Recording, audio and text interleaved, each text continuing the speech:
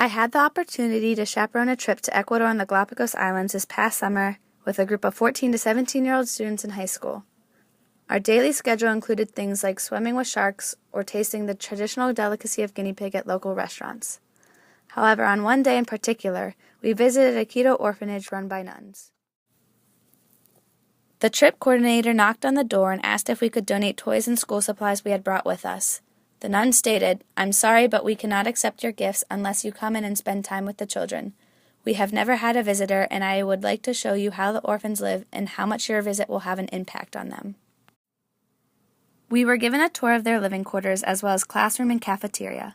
Beds were lined down each side of the wall with a pair of tiny slippers neatly placed underneath.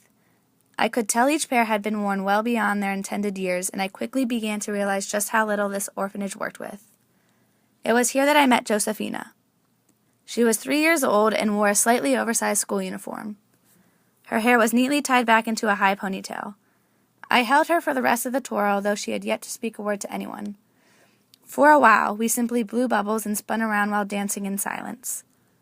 However, once given a toy phone, Josephina quickly began to talk into it.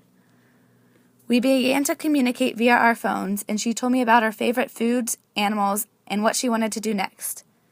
For the remainder of my visit, I spent my time talking into my pinky and thumb shaped into a phone to her. I taught her how to make a peace sign. She taught me much more. In college, conversations like, "I hate school," or "Why is my life so hard?" become the norm. Suddenly, that cold coffee we got at Starbucks becomes less significant. What about that test I just failed?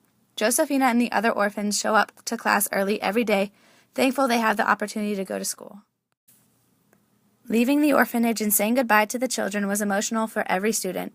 I sat with Josephina up until we had to leave, and when I explained that I was going back to the United States, she simply gave me a kiss on the cheek and said goodbye into the phone. Some hit it more than others, but every person took away something from that visit. Some of the best lessons I've learned in life were taught by a 3-year-old, and that itself is a lesson.